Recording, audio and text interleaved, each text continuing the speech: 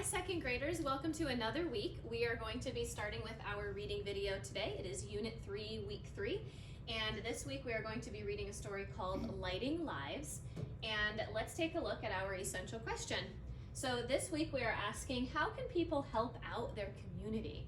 Well, the community is kind of the group of people that you live with and that you live around, maybe some of your neighbors or some of the towns, or not towns, but the businesses that are in your community, libraries, schools, all of those things.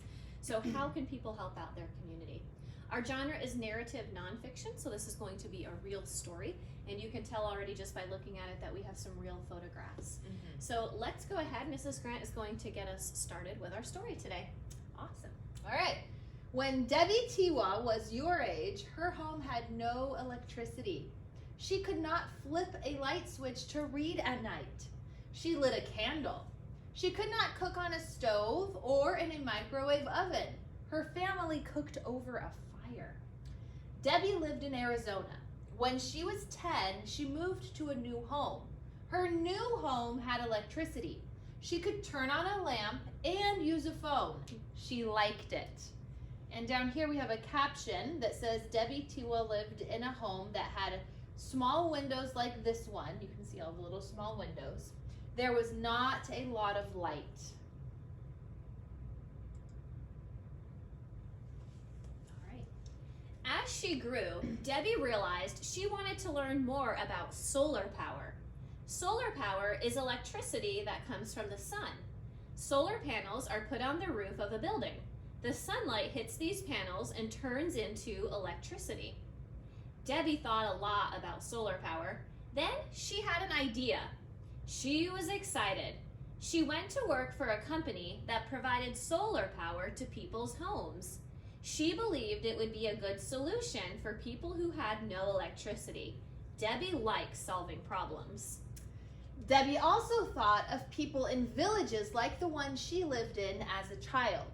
The people in these small towns did not have any electricity.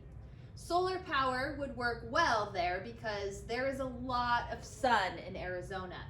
Debbie decided to help these families get solar power. To get a family started, Debbie helps them borrow money from a bank to buy the panels. After they get the money from the bank, they have some time to pay the money back. And the good news is there is no cost for using the sun's power.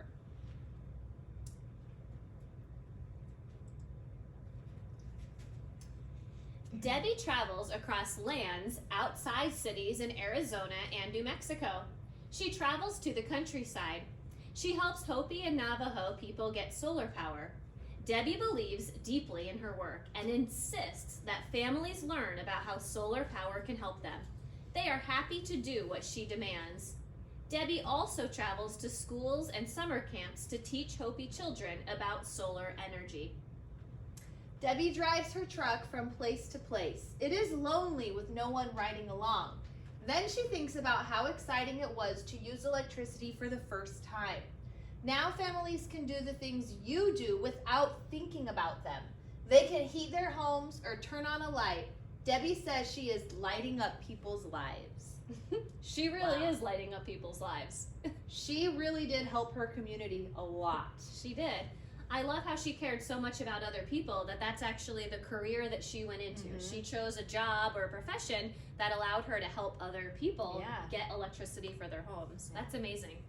Let's take a look at our worksheet.